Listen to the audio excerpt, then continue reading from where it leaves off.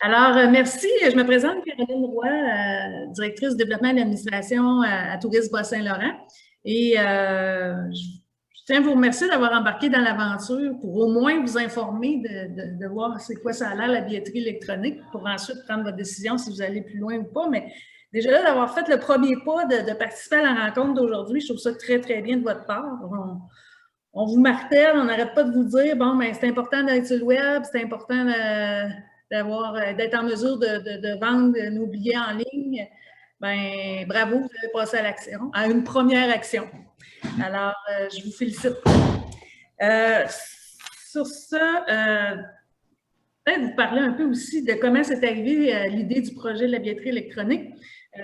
C'est mon directeur, Pierre Lévesque, qui avait déjà vécu l'expérience de par son autre emploi. Et puis, il a vu qu'il y avait plein de bénéfices à ça.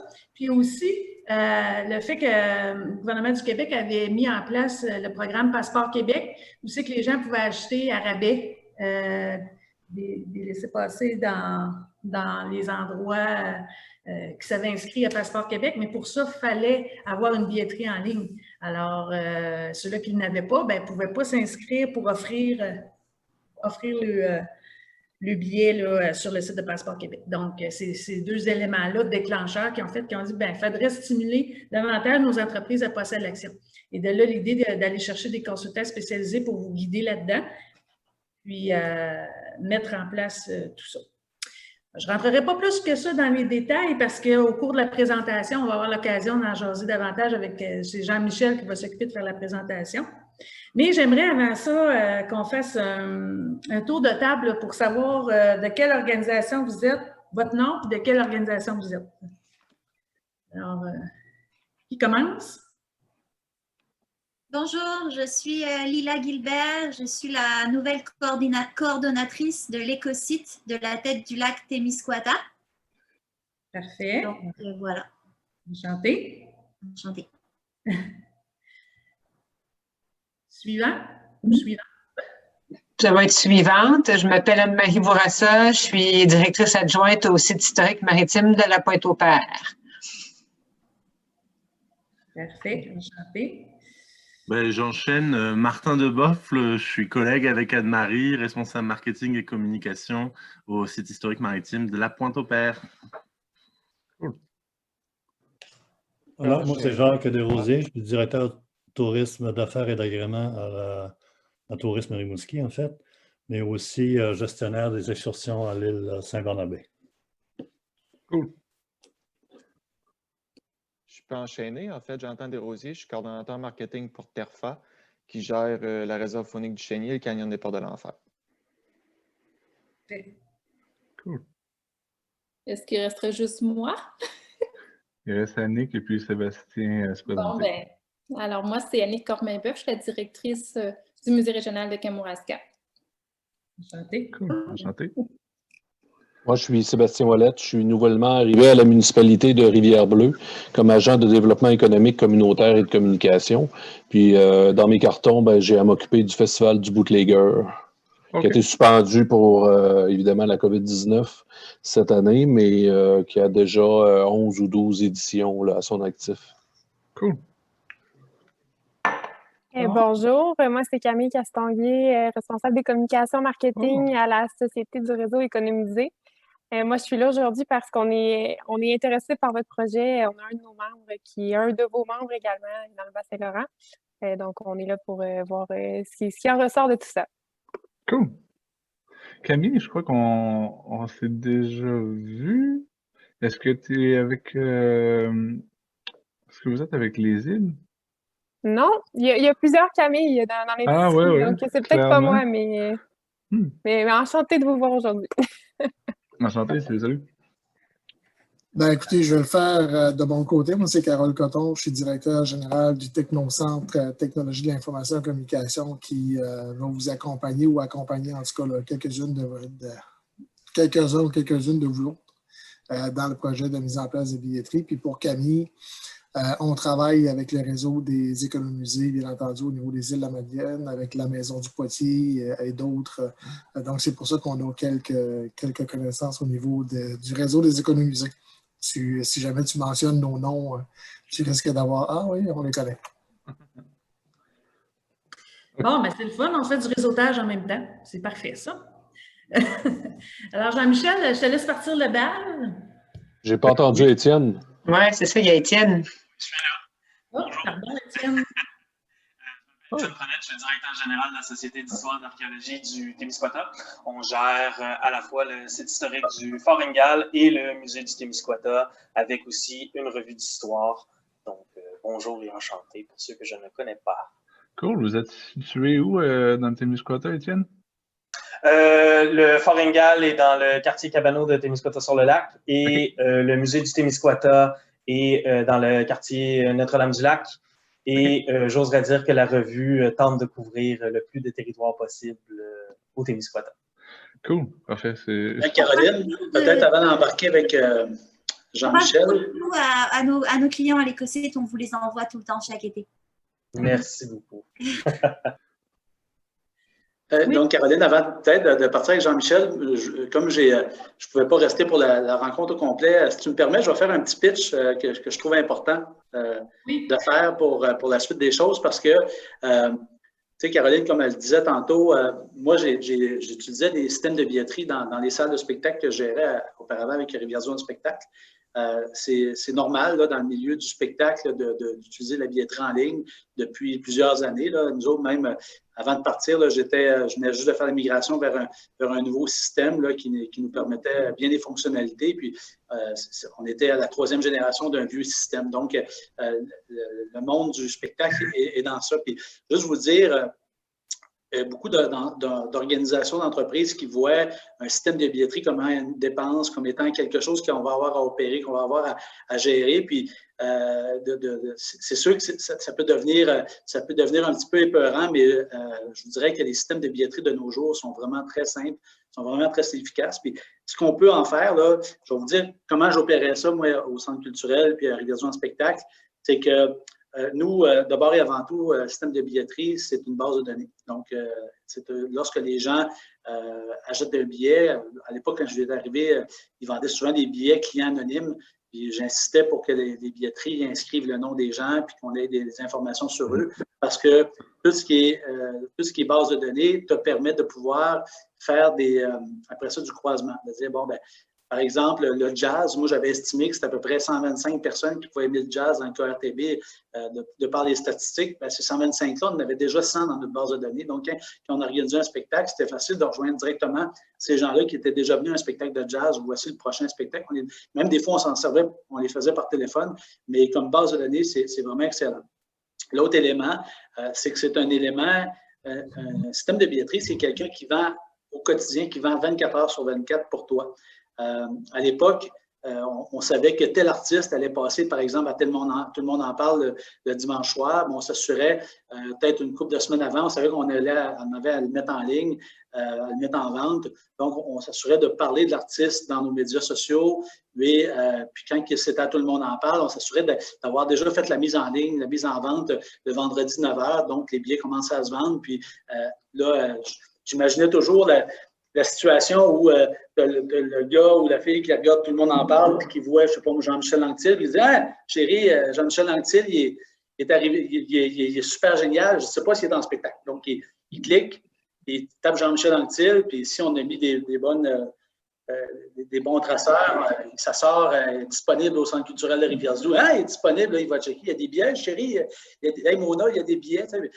Puis ainsi de suite. Puis l'achat se fait en direct. Ça fait que pour le milieu touristique, Tourisme Barcelona, on a beau faire de la promotion numérique, on a beau être sur les médias sociaux, mais si on est capable de faire la promotion d'une région, puis que les gens tapent la région, puis qu'ils disent « J'aimerais ça aller faire du kayak », puis qu'ils tapent kayak, puis que ça tombe sur un site par le repérage, puis qu'ils sont capables de faire l'achat en ligne direct, je vous dirais, là, c'est le meilleur vendeur. Donc, c'est un vendeur qui est instantané, qui maximise tout ce que vous pouvez faire.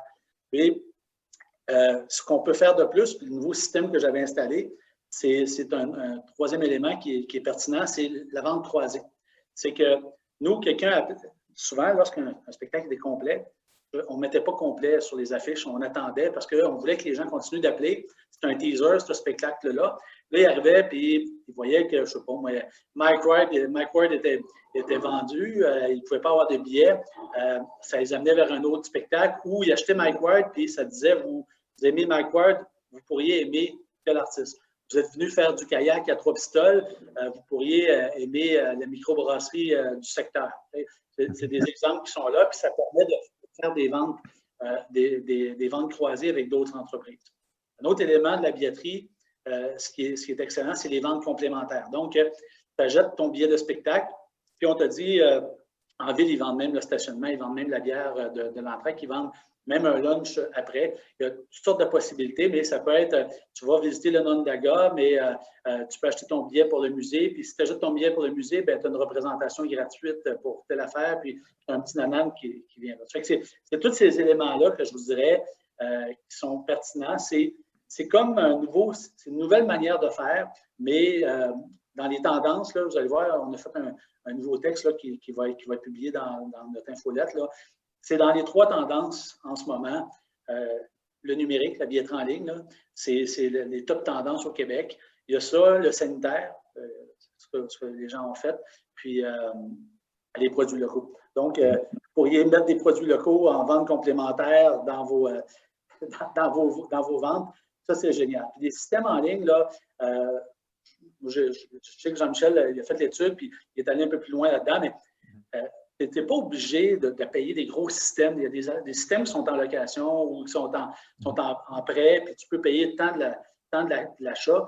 Et là, des fois, les gens, je me rappelle, j'avais essayé d'installer notre système avec les 3L, l'équipe de hockey à l'époque, ils trouvaient ça cher. Mais en réalité, là, 1 ou 2 $ pour aller chercher un client qui est bien satisfait et qui est rentré, c'est toute la promotion que vous sauvez, toute la promotion que vous économisez en lien avec ça. Puis, c'est des ventes. Le coût qui est vendu, là, nous autres aussi, là, ce que ça nous permettait, la vente en ligne, c'est qu'un coup que ton client s'est commis pour aller faire du kayak à 3 pistoles l'été 21, ben, il est dans la machine, il est là. Il n'a pas le choix d'y aller. Souvent, quelqu'un qui dit « Ah, je vais aller voir un spectacle le vendredi, on est tout fatigué, et bingo, on ne le fait pas. » Mais quand tu as un système de billetterie, tu forces les gens ou tu donnes des avantages à acheter rapidement, puis ce sont des éléments qui peuvent être travaillés. Ça fait que c'est quelques éléments que je voulais vous dire. Il va changer également notre manière de faire la promotion. Parce que c'est du, comment ils appellent ça en marketing? C'est du go to action, du call to action. Call to action. C'est la promotion qui te permet de, il y a peut-être un mot en anglais en marketing, c'est la promotion qui te permet de pouvoir avoir une promo, un teaser, qui permet d'acheter dans la même séquence. Et ça te permet également de moduler. Tu sais, je mets le temps d'une campagne, ben, tu peux quasiment moduler en temps réel ce que t'a rapporté cette campagne-là, parce que tu peux mettre des codes, tu peux savoir si c'est cette campagne-là ou un autre. En tout cas, bref, il y a différentes possibilités. Puis si on pouvait plus numériser le Bas-Saint-Laurent, moi je pense qu'on a un grand retard au Bas-Saint-Laurent dans la numérisation de nos entrées. Si on pouvait plus numériser nos entrées, ben nous, comme promoteurs de la promotion touristique, on pourrait aller plus loin, on pourrait former mieux notre monde, on pourrait nous encadrer à aller faire de meilleures affaires. C'était ça mon pitch, Caroline, que je voulais faire. Bon, bien, c'est du concret. Tu l'as vécu, puis c'est toujours important d'avoir des témoignages comme ça pour, genre, d'ambassadeurs pour les autres. Très, très, très bon pitch, Pierre. Moi, je résumerais ça en fait en quelques mots. C'est le fait de passer à la billetterie en ligne, c'est vraiment d'augmenter son intelligence d'affaires. Tout ce qui est base de données, justement, tout ce qui est décision que vous allez prendre, tout ce qui est gestion de la rentabilité de chacun de vos événements, de vos campagnes publicitaires, ça fait toute partie de ça. Puis, c'est central à avoir un outil comme une billetterie numérique qui ramasse toutes ces données-là, mais qui est capable aussi de faire un bon calcul sur le retour sur investissement plutôt que d'écrire à la main, bon, mais dépenser 500$, c'est à peu près 2000 personnes qui se sont inscrites. Il y a vraiment plus d'automatisation à faire de ce côté-là. Puis aussi, juste pour faire du pouce sur les tendances touristiques, là, vous me corrigerez si je me trompe, je ne suis pas vraiment dans un OTR, là, mais de ce que je constate, en fait, c'est que ces années-ci, il y a beaucoup plus de touristes qui viennent sans préparer leur agenda. Avant, c'était peut-être plus fait un peu au quart de tour, là, puis ils disent, bon, ben, je vais aller là, je vais visiter ça, je vais faire ci, je vais faire ça. Des fois, là, il y a un peu plus de gens qui viennent, puis bon, ben, on va se laisser charmer par l'endroit, on va trouver une activité à faire sur le pouce rendu là. Donc, tous ceux qui vont avoir une option de réservation, qui vont simplifier la vie des gens à ce moment-là, qui vont rendre ça presque instantané, ça va être un gros plus pour eux. Sans plus tarder, là, je vais faire ma petite présentation. Vous allez voir, ce ne sera pas long. Ici, il faut que je tasse ça. Parfait. OK. C'est pas une présentation, en fait, qui vise à faire complètement l'apologie de la billetterie en ligne. Oui, c'est en grosse partie pour ça, mais j'ai pas mis autant d'éléments pour vous convaincre que le elevator pitch que Pierre vient de nous faire. En fait, c'est vraiment pour vous montrer les étapes qui passent pour avoir une billetterie en ligne, puis comment on se rend là jusqu'à la fin. Donc, bonjour, ça c'est fait. Carole s'est présentée. Puis Carole, si tu veux parler du Technocentre, mais je te donne 30 secondes pour le faire. Pas plus. Trop gentil, Jean-Michel. Écoutez, le Technocentre, on est une organisation à but non lucratif qui accompagne les entreprises dans le virage numérique. Donc, on est vraiment le lien entre le besoin de l'entreprise et le fournisseur de services. Donc, on est là pour accompagner les entreprises à faire une évaluation de leurs besoins et être en mesure de pouvoir trouver par la suite le bon outil qui va répondre à leurs besoins. Jean-Michel et Julien Dallaire-Poirier, notre autre conseiller en transformation numérique, ont fait quelques accompagnements là, en lien avec la mise en place de billetterie en ligne.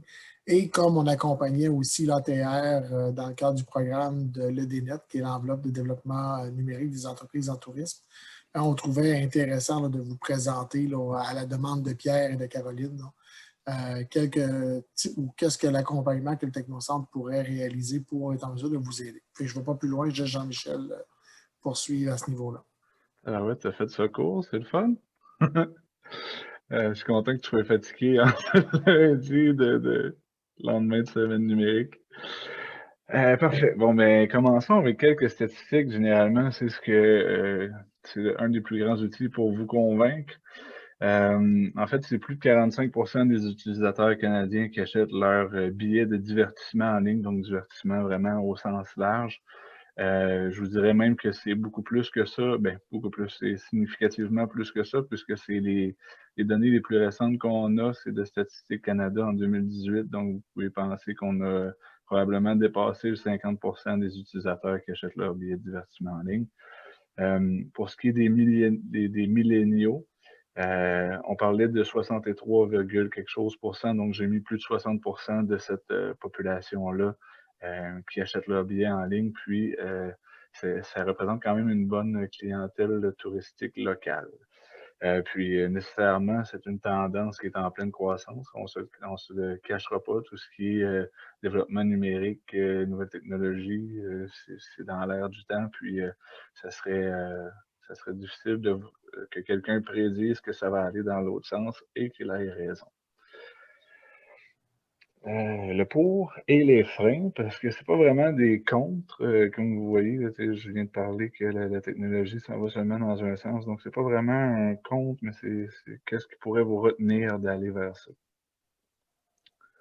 Donc, clairement, le premier avantage, c'est que c'est un meilleur service à la clientèle. Comme disait Pierre tout à l'heure, c'est ouvert 24 heures sur 24. Avec la pénurie de main-d'œuvre qu'on a présentement, j'imagine que vous êtes également touché par ça, vous aussi.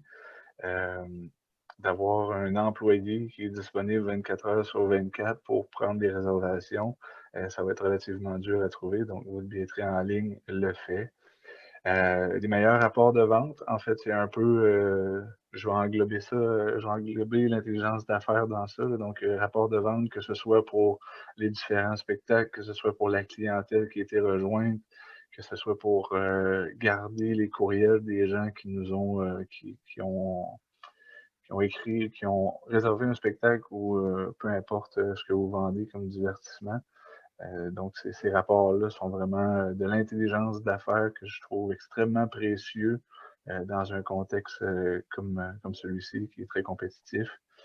Ça facilite la comptabilité. Vous allez voir aussi que plusieurs billetteries en ligne offrent des rapports comptables qui s'intègrent facilement avec plusieurs services de comptabilité, que ce soit Sage ou Acomba, etc., peu importe ce que vous utilisez ou votre comptable utilise. Et puis sinon, ben, c'est des rapports relativement simplifiés mais qui permettent vraiment de faciliter cette partie-là de l'administration. Ça simplifie de beaucoup le processus de réservation, justement, parce qu'on n'a plus à avoir autant de gens dans un centre d'appel qui sont dédiés à certaines tâches, tantôt à certaines tâches, tantôt à prendre la réservation, à se dédoubler, parfois à se détripler, comme je dis. Donc, ça centralise un peu l'endroit pour réserver, puis ça libère des mains. Donc, justement, ça libère les employés des tâches de réservation. Il va rester des gens qui vont continuer de réserver par téléphone parce que, un, c'est dans vos habitudes, puis deux, c'est dans leurs habitudes à eux aussi. Donc, il y en a qui ont pris ce désir-là, justement, d'avoir la confirmation de vive voix que leurs places sont réservées. Mais comme je vous disais tout à l'heure, c'est plus de 50% des gens qui souhaitent faire la réservation en ligne. Donc, c'est quand même une grosse part de marché qui est là. Et puis, une meilleure efficience au sein de l'organisation. Mais justement, une fois qu'on commence à travailler avec une billetterie en ligne, que ce soit au niveau de l'utilisation des employés, de la gestion des tâches des employés, mais surtout au niveau de l'intelligence d'affaires. Donc, une fois qu'on a toute cette intelligence-là, on est capable de prendre des décisions beaucoup plus adéquatement, puis de faire nos promotions, de faire nos prévisions, par exemple, de façon beaucoup plus précise lorsqu'on a de l'information comme ça. Qu'est-ce qui pourrait nous freiner à se lancer dans une billetterie en ligne? La première des choses, c'est qu'on a un investissement monétaire qui est requis dès le départ. Donc, même si c'est relativement peu cher pour tout ce que ça peut amener, ça demande quand même un investissement de départ qui est moyennement intéressant, puis vous allez le voir un peu plus tard, là. On a besoin d'une certaine aisance technologique, que ce soit au niveau de la direction, au niveau des employés. Si tous les employés sont réfractaires au changement, n'aiment pas la technologie, ne se servent pas de téléphone ou d'ordinateur, ça va être relativement difficile de les convaincre de commencer à travailler avec ça. Puis, il faut vraiment que ce désir-là naisse de vous-même, dans le fond. Si c'est un choix imposé, généralement, de mettre une billetterie en ligne dans votre organisation, ça se peut que le résultat ne soit pas optimal. Donc, il faut que ça naisse d'une certaine aisance technologique, là, sans être un programmeur ou un codeur, mais juste quelqu'un qui aime travailler avec les nouvelles technologies. Ça va aussi demander des nouvelles formations aux employés. Certainement que vous allez devoir... désolé. Certainement que vous allez devoir combiner avec des employés qui n'ont jamais utilisé de billetterie en ligne, veulent pas apprendre. Des fois, il y en a qui veulent apprendre aussi, mais clairement, il y a des petits changements, des petits ajustements à faire de ce côté-là. Puis surtout, au niveau du processus de travail, comme vous êtes habitué à prendre les réservations papier, à la main, à garder ça dans un cartable ou peu importe, là, on change complètement de dynamique où toutes les réservations se trouvent sur le web. Est-ce que vous allez imprimer les feuilles le matin? Est-ce que vous allez faire un mémo? Est-ce que vous allez envoyer ça à tous les employés par courriel? Vos façons de procéder vont clairement changer. Ça, c'est un client à nous qui est devenu un ami à moi. Jean Roy, qui est propriétaire d'une entreprise de croisière aux baleines, pour ne pas la nommer, qui a passé à une billetterie en ligne. Je lui ai parlé au téléphone pas plus tard qu'à la fin de cet été, début automne. Il m'a dit, avant, quand je rentrais à la maison, c'est comme si j'avais une ruche d'abeilles dans la tête, là, tellement que lui, je sais pas votre situation, mais lui, sa situation, c'était qu'il prenait toutes les commandes au téléphone. Les commandes de groupe, ça se passait au téléphone ou par courriel. Il prenait des commandes, même, il prenait des réservations, même le soir chez eux. Il était sur la route de retour, prenait des réservations. Donc, ça allait pas toujours. Dans le fond, son téléphone de bureau était relié à son téléphone à lui. Ça avait presque pas de bon sens. Puis il m'a dit, il m'avait comparé ça à une ruche d'abeilles dans la tête. Là, j'avais trouvé ça bon. Puis que maintenant, c'était le jour puis la nuit là, pour ça. Donc, vous pourrez me parler de vos expériences, là, mais je pense que c'est un exemple assez frappant de comment la billetterie en ligne peut améliorer votre quotidien au niveau de la gestion. Donc, faire le grand saut, ben, qu'est-ce que ça prend pour faire le grand saut, justement, et avoir une billetterie en ligne? Donc, par où commencer? Il faut vraiment qu'on soit en mesure d'analyser nos besoins en tant qu'organisation, non seulement en termes de billetterie, mais nos besoins en termes technologiques. Est-ce qu'on a besoin d'ordinateurs? Est-ce qu'on a besoin de... Peu importe, j'ai élaboré tout à l'heure. On doit aussi identifier une billetterie qui va nous convenir à nous. On doit identifier le matériel nécessaire, puis on doit aussi se donner un budget qui est réaliste, puis qui nous permet d'atteindre les objectifs qu'on s'est fixés. Donc, l'identification des besoins, la première étape pour la transformation numérique est clairement l'identification des besoins de l'entreprise. C'est à la base de la transformation numérique dans son acquisition d'une billetterie en ligne. Quelle est notre réalité en tant qu'entreprise? Quels sont nos actifs numériques actuels? Que devons-nous implanter avant de faire le saut?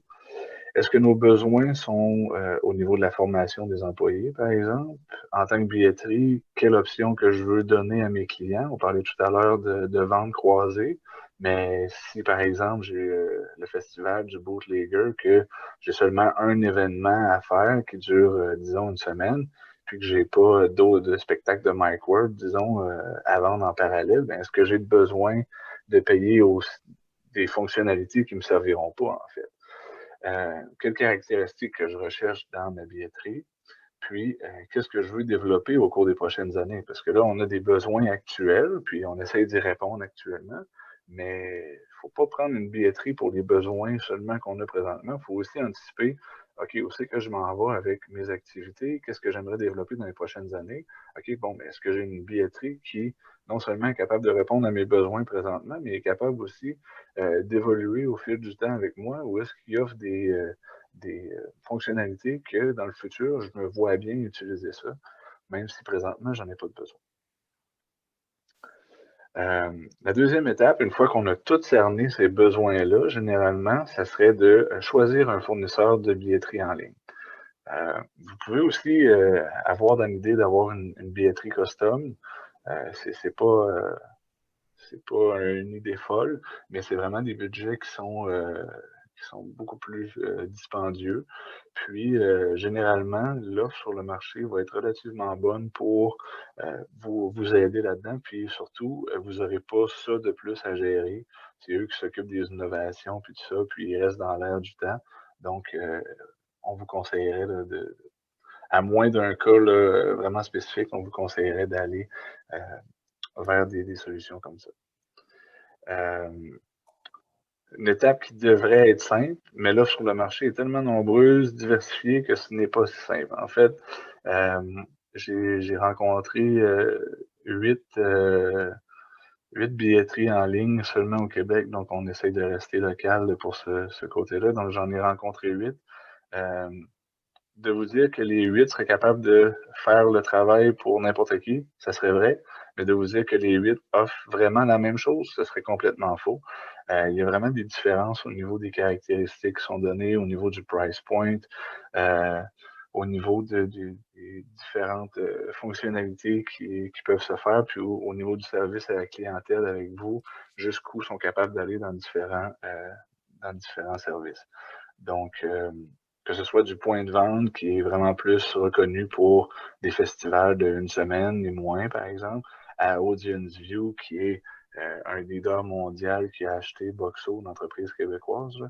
Donc, de Audio, qui est un leader mondial qui remplit des salles comme le Wembley Stadium en Angleterre. Il y a un monde de différences, mais les deux vendent des billets. Le coût par billet, fonctionnalité, intégration au site web, le service à la clientèle, tout ça, c'est des trucs différents. Choisir le bon fournisseur de service, c'est clairement un premier pas vers une transition simplifiée. Donc, justement, de ne pas prendre n'importe quelle billetterie, mais vraiment de prendre qu'est-ce qui se colle le plus à ce que vous faites comme service, comme activité. Troisième étape, c'est de choisir le matériel nécessaire pour la billetterie. Plusieurs éléments qui sont à réfléchir pour l'implantation de la billetterie numérique. Est-ce que je veux une imprimante à billets ou est-ce que je fonctionne 100% numérique? On sait que c'est relativement tendance là, au niveau de l'éco-responsabilité d'être complètement sans papier. C'est possible avec votre billetterie d'envoyer les billets sur le téléphone des gens, puis ce billet-là qui existe dans le téléphone est scannable à partir d'un scanner que vous avez. Donc, pas de billet, pas d'envoi de billets, pas de boîte à billets, pas de réception qui se charge de trouver les billets qui sont réservés à tel nom. On a moyen d'être 100% numérique. Si est-ce que je prends les billets, est-ce que je les envoie par la poste ou je dois venir les chercher au comptoir? Est-ce que j'ai besoin d'un scanner? Est-ce que j'ai besoin de plusieurs scanners? Est-ce que j'ai besoin de scanners portables? Tu sais, si je suis dans un festival puis que les gens ont plusieurs portes d'entrée, est-ce que je trimballe des gens dans le champ de blé pour faire les scans? Combien je veux de points de réservation? Combien d'ordinateurs que j'ai besoin, tu sais, combien je vais avoir de points de vente qui vont être là, des points d'information. Qui doit avoir accès à ces ordinateurs-là? Est-ce que je donne accès à tous mes employés? Est-ce que j'ai des accès limités pour ça? Plusieurs questions qui se posent par rapport au matériel, puis tout ce qui gravite autour de ce matériel-là. Donc, c'est vraiment à prendre en considération. Puis, la quatrième étape, donc la dernière chose, finalement, il faut considérer l'achat de la billetterie, matériel, tous les frais reliés à la billetterie. Lorsqu'il est question d'argent, c'est du sérieux. Il ne faut pas se tromper. Une fois que vous avez considéré la billetterie, le matériel technologique nécessaire, vous devez évaluer votre budget total. Est-ce que j'ai besoin d'un site web ou j'ai déjà cet actif? Ça, c'est vraiment une bonne différence. Parce que la billetterie en ligne, ils vont vous donner... ils vont vous offrir ce service de billetterie-là qui est accessible, mais généralement, ce que les gens font, c'est qu'ils vont intégrer la billetterie à leur site web pour une expérience client beaucoup plus intéressante, puis beaucoup plus d'options de votre côté, de personnalisation, puis de rendre tout ce parcours-là plus immersif pour vos utilisateurs. Donc, est-ce que j'ai déjà un site web ou j'en ai besoin d'un? Combien ça coûte intégrer ma billetterie à un site web? Est-ce que je refile le prix des billets, les frais de billets à mon client ou est-ce que je les assume dans le coût? Tu sais, généralement, il va y avoir des frais que les billetteries en ligne vont se prendre pour... c'est leur modèle d'affaires, en fait. Là, ils vont soit vous charger 79 cents, 89 cents, une pièce 49 par billet, ou des fois, ils vont vous faire des frais par mois. Ça dépend comment vous voulez fonctionner. Donc, est-ce que ces frais de billets-là, est-ce que je les refile à mon client? Est-ce que je les assume? Est-ce que j'en assume une partie? Est-ce que je fais juste grimper mes prix de billets? Est-ce que j'affiche un frais de billetterie? Bref, plusieurs questions à répondre. Combien coûte tout le matériel? Est-ce que mon contrat avec la billetterie est par billet, par mois, par année? Qu'est-ce qui est le mieux pour moi? Bref, c'est toutes des affaires à considérer.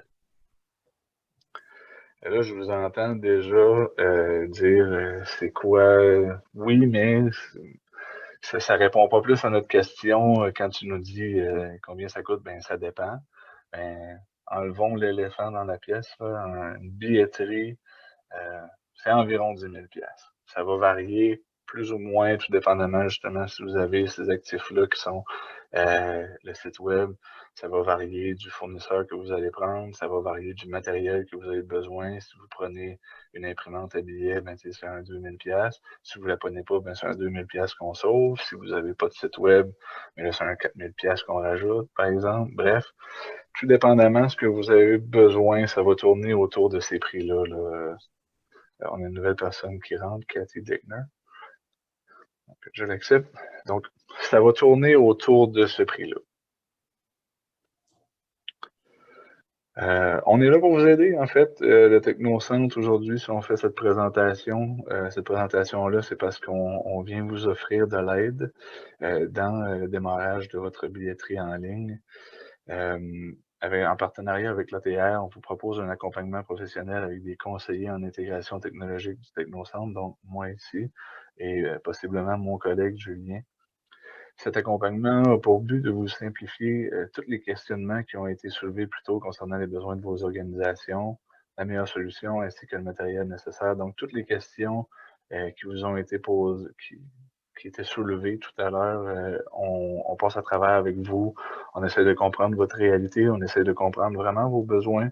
Puis, après ça, voilà. Donc, 3 étapes, je me devançais tout seul. En 3 étapes bien simples, nécessitant seulement quelques heures de votre temps. Donc, on a une rencontre téléphonique ou une rencontre Zoom, idéalement, pour se voir de vive voix puis se montrer des exemples là, pour l'analyse de besoins. Là. Donc, ça, on peut parler d'un 2 à 3 heures où on s'assied vraiment ensemble, puis on comprend où vous voulez vous en aller avec votre billetterie, c'est quoi vos activités, puis comment on peut optimiser toute la chose.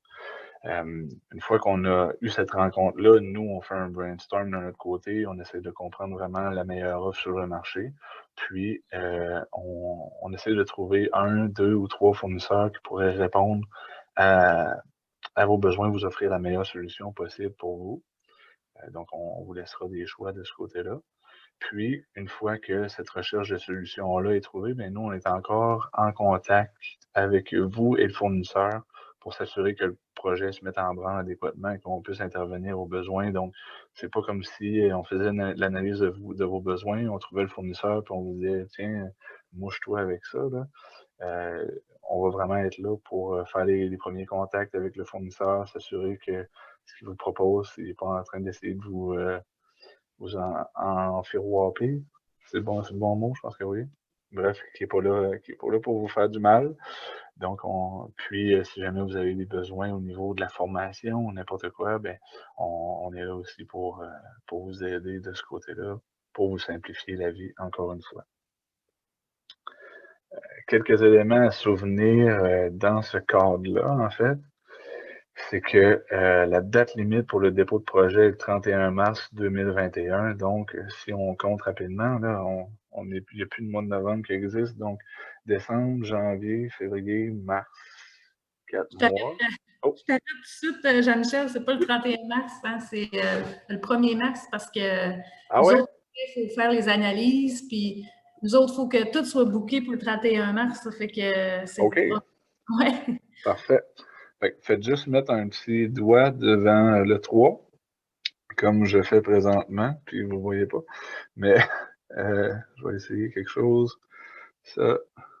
Parce que nous, il faut déclarer tout ce qui a été engagé au ministère du Tourisme avant le 31 mars. Ça fait que on aurait dû normalement dire la date limite pour l'acceptation des projets à l'ATR, c'est le 31 mars. Donc, il faut que les projets soient acceptés avant le 31 mars. Donc, ils doivent être analysés avant. Voilà. Mais normalement, la dernière date de dépôt de projet à l'ATR, c'est effectivement, comme Caroline le mentionnait, le 1er mars. Donc, ce que Jean-Michel voulait mentionner aussi, c'est que tout le travail doit être réalisé, l'analyse de besoins, trouver la solution, l'acceptation de la solution par vous, les clients. Tout ça doit être fait avant. Bien entendu, je vous dirais l'avant-dernière semaine de février pour être en mesure de pouvoir déposer le projet à l'ATR pour le 1er mars. Donc, on voit que la période est quand même assez restreinte là, à ce moment-ci, entre aujourd'hui et, disons, la 3e semaine de février. Voilà, exactement. Donc, c'est surtout considérant les congés des fêtes. Donc, si vous avez un intérêt pour une billetterie en ligne, il faudrait le manifester le plus rapidement possible. Je ne suis pas inquiet sur la date de dépôt de projet. On est capable de travailler relativement vite, mais c'est vraiment vous faire une idée si vous voulez vous lancer là-dedans. Il faut le faire plus tôt que tard. Là. Oui, Carole? Oui, bien, peut-être juste, Jean-Michel, j'ajouterais peut-être juste là, à l'intérieur de la présentation que tu as fait, le plus gros frein que moi je vois là, dans des projets d'intégration du numérique, arrive souvent après l'intégration de la solution. Dans le sens que souvent, la personne va, ou l'organisation, l'entreprise se fait vendre une solution informatique qui est mal adaptée à ses besoins. Puis, lorsqu'arrive le temps de la mettre en place, le temps de l'opérer, les coûts que ça représente, ça dépasse de loin les bénéfices que l'entreprise ou l'organisation en retire. Et souvent, bien, quand on tombe dans un processus, comme Jean-Michel le mentionnait tantôt, c'est un changement de procédure, un changement de façon de travailler pour nos employés qui demande quand même une adaptation au niveau des différentes procédures de travail. Fait que ça fait en sorte que nos employés deviennent avec un genre de morosité, je vous dirais, quelque chose qui est difficile. Puis quand on ne voit pas vraiment le bénéfice que ça peut apporter, parce que l'outil ne nous amène pas pour ses coûts, les bénéfices qu'on escomptait, bien, à ce moment-là, je veux dire, souvent, il y a des entreprises qui virent d'abord, qui reviennent en arrière. Puis au moment de revenir en arrière, c'est comme si on frappait un mur, c'est comme si à partir de ce moment-là, il n'y a plus rien qui fonctionne et le projet est complètement arrêté. C'est pour ça d'ailleurs que tout le processus que Jean-Michel vous faisait mention tantôt, c'est-à-dire l'analyse des besoins, vraiment cibler exactement quel outil va répondre à vos besoins actuels dans un moyen terme et futur pour être en mesure de bien faire le choix, de voir aussi qu'est-ce que ça vous rapporte comme bénéfice et quelles sont les meilleures méthodes ou pratiques de travail pour pouvoir mettre en place cette solution-là, la formation que vos employés doivent suivre pour être en mesure de pouvoir utiliser. Tous ces éléments-là, c'est des éléments qui sont primordiaux à la réussite d'un projet de mise en place d'un outil numérique. Puis le fait aussi, puis ça, on le mentionne tout le temps, nous, on n'est pas là pour vous vendre des solutions. Donc, lorsqu'on vous accompagne, on n'est pas là pour vous dire que la solution X ou la solution Y, c'est la solution qu'il faut absolument que vous installiez chez vous parce qu'on a des commissions sur la solution X ou la solution Y. Aucunement. Nous, on entre chez vous de façon complètement indépendante. On n'est pas payé par aucun vendeur de solutions. On est vraiment en réponse à vos besoins, à votre analyse à vous, selon ce que vous choisissez. Puis la décision finale revient toujours au client. Le Technocentre ne prendra jamais la décision pour le client. Nous, on vous propose des solutions qui répondent à vos besoins. C'est à vous de prendre la décision et par la suite, on vous accompagne dans cette solution-là. Fait que je trouvais important vraiment de préciser cet élément-là. Et surtout le fait que, tantôt, Jean-Michel parlait de freins.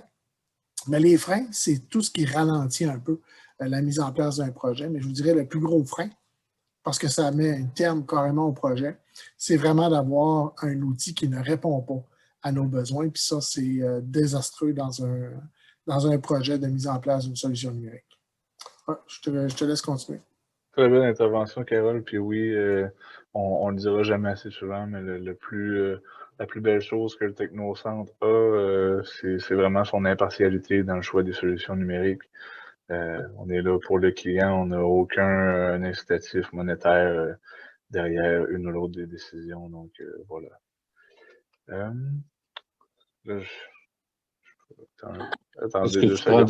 Est-ce que je peux poser une question? Oui, certainement.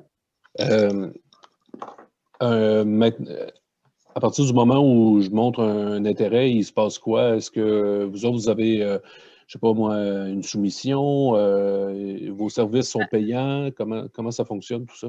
Je vais peut-être y aller en rafale, là, Sébastien, tout de suite. Oui, vas-y. On va attendre à la fin du PowerPoint, mais je pense que là, on peut le faire tout de suite. J'ai presque fini, mais tu peux y aller, vas-y. En fait, c'est ça, il me reste 2 slides. Là. Il y a 50% de financement qui est fourni de la part de l'ATR. Vous pouvez aller chercher encore plus de financement, mais vous devez assumer un minimum de 10% des coûts de ces projets-là.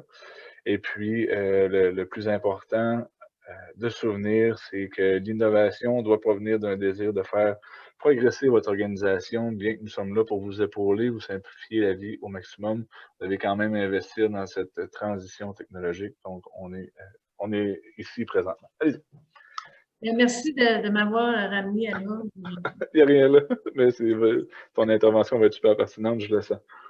Non, ben c'est ça, c'est que nous, ce qu'on avait proposé, c'est que le diagnostic qui est estimé à environ 6 heures de travail par les consultants à 50 $ de l'heure, c'est bien ça? On parle de 65 $ de l'heure. Pardon. Je me souvenais plus du tarif. Bon, 65 fois 6 heures. Bon, nous, la RTR, on est prêt à assumer 75 % des coûts et 25 % des coûts doivent être assumés par le client. Alors ça, pour le diagnostic, c'est une étape. Par la suite, bon, quand on dit diagnostic, Jean-Michel l'a bien expliqué tantôt, ils vont évaluer les besoins, ils vont regarder les fournisseurs potentiels avec vous, puis ils vont demander des offres de services, puis analyser les offres de services, etc. Fait que ça, c'est la partie diagnostic. Fait que là, vous choisissez si vous allez de l'avant ou pas, ça ne vous engage à rien. À partir de là, si vous allez de l'avant, à ce moment-là, selon les offres de services que vous avez eues, je ne sais pas moi si ça coûte 10 000 $, eh bien là, nous, on a un programme qui s'appelle le MNET et on peut verser des contributions non remboursables jusqu'à 50 %. Alors, c'est intéressant, là, si ça coûte 10 000, bien, ça vous coûte juste 5 000. Puis, vous pouvez aller chercher d'autres partenaires financiers. Je sais que de ce temps-ci, les SADC ou les CLD, MRC ont certains programmes. C'est à valider. Je ne peux pas décider pour eux autres si vous êtes admissible ou pas, mais c'est à valider. À ce moment-là, si vous allez chercher 75 % du financement, c'est intéressant. Fait que selon les régions, selon les SADC, les CLD, les MRC de services de développement économique, vous verrez si vous pouvez avoir un autre aide. C'est certain que souvent, ces programmes-là, eux autres, ils exigent que ça ne dépasse pas 75 % ou 80 % d'aide gouvernementale, tout dépendant de leur programme. Mais il reste que ça donne un petit... au lieu d'être 50 %, si vous pouvez avoir 75 ou 80, c'est intéressant. C'est sûr que nous, le MNET, on exige d'avoir une mise de fonds d'au moins 10 %. Fait que, habituellement, là, c'est pas vraiment un problème, là. Ça se gère assez bien de ce côté-là. Fait que, si vous voulez être accompagné aussi, si vous voulez aller de l'avant, vous avez choisi votre fournisseur, vous commencez à travailler avec votre fournisseur, puis vous apercevez que ça ne marche pas avec le fournisseur, que vous voulez faire valider des choses, bien, les consultants restent disponibles, puis on pourra prévoir un budget là, dans le dépôt du projet, peut-être 2-3 heures de consultation.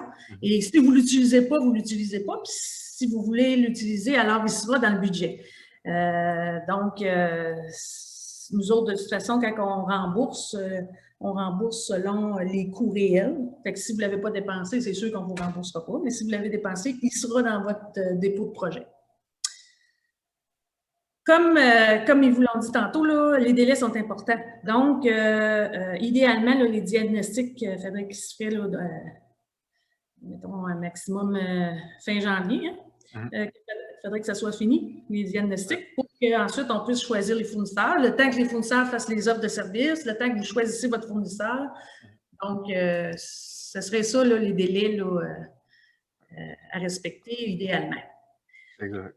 Nous, en fait, pour répondre directement, c'est quoi la prochaine étape? C'est que si vous avez un intérêt vraiment, moi, je vais laisser mon courriel, mais il y a aussi Caroline que vous pouvez contacter qui va nous rediriger, qui va vous rediriger à nous. Là. Donc, oui. Peu importe la façon que vous en prenez pour nous rejoindre. Mais vraiment, la première chose, c'est qu'on va se prendre un bon verre d'eau, puis on va s'asseoir 2-3 heures via Zoom ou via téléphone, peu importe ce qui vous intéresse le plus. Puis on fait vraiment une analyse de besoins, puis après ça, le processus est enclenché. Puis comme Caroline disait, ça vous engage en rien de savoir, de faire justement cet accompagnement-là. Vous allez juste ressortir avec, bon, mais c'est quoi mes besoins? C'est quoi que j'aurais besoin pour aller vers une billetterie numérique? Ce serait quoi les fournisseurs? Puis à partir de là, bien, vous prenez la décision si vous allez ou non vers un projet de cette envergure-là. Vraiment, la première étape, c'est on se contacte, on se parle. Puis, mais pour enclencher le processus, idéalement, le courriel serait envoyé à moi. On va mettre un seul point de chute pour enclencher la chose. Après ça, vous regarderez ensemble comment céduler vos rendez-vous. Mais au moins, de me donner un go à moi. Après la rencontre, moi, je vais vous retourner un courriel avec le lien aussi de l'enregistrement de la rencontre. Mais là, je vais vous dire c'est quoi les prochaines actions. Et là, vous me donnez un go à moi, puis après ça, vous allez travailler avec les consultants. Mais c'est juste pour éviter que les consultants avaient une réponse, moi j'ai une réponse, là, on ne sait plus qui a eu une réponse. En ayant un seul point de chute pour enclencher tout ça, ça va faciliter les choses. J'ai une autre question. Est-ce que le client, quelle sorte de profil il doit avoir? Est-ce que c'est un OBNL, une entreprise privée, une municipalité? Y a-t-il des restrictions par rapport à ça? Pour le NNET, il faut que ça soit vraiment une entreprise qui est reconnue ou un événement qui est reconnu comme touristique. Ça, c'est toujours, dans tous les programmes du ministère du Tourisme, l'entreprise doit être reconnue comme une entreprise touristique pour être admissible au programme ou un événement touristique. Qu'est-ce qui donne cette certification-là? Bien, c'est l'achalandage que vous avez. Si vous êtes capable de démontrer que vous avez un achalandage touristique, soit par les codes postaux, soit par la cueillette d'informations des entrées des gens qui vont sur le site. Sinon, pour les entreprises touristiques, bien, souvent, eux autres, ils ont des registres ou des plans comptables structurés pour démontrer vraiment ce qui est fait à la vente aux touristes. Quel événement aussi est promu, la promotion hors région aussi qui est faite, le nombre de nuitées générées, des choses comme ça, là, qui nous permet de pister pour voir si... Parce que dans le cas du Festival du Bootlegger, c'est un événement sous contrôle fiscal de la municipalité. Donc, ce n'est pas un OBNL charté avec un conseil d'administration. Oui.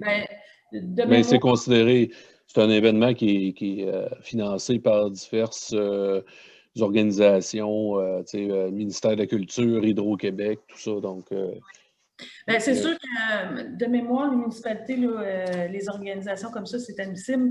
Il faudra aller voir, là, puis aussi, il faut démontrer que l'événement est touristique. Mais il faudra aller voir le guide qui est sur notre site Internet de atabsl.ca. Alors là, vous avez la section aide financière et le guide pour le NNET est là. Je vais aller voir non, valider aussi. Si je ne me trompe pas, Caroline, les municipalités ont été ajoutées là, comme étant pouvant faire partie des organisations, mais en autant que le projet comme tel qui était soumis, c'était un projet touristique. Donc, j'imagine... Oui, je confirme, les entités municipales.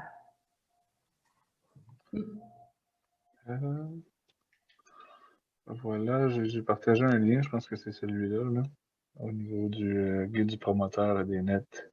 Oui, parfait. Génial. Voilà, le lien pour ce guide du promoteur-là est dans le chat.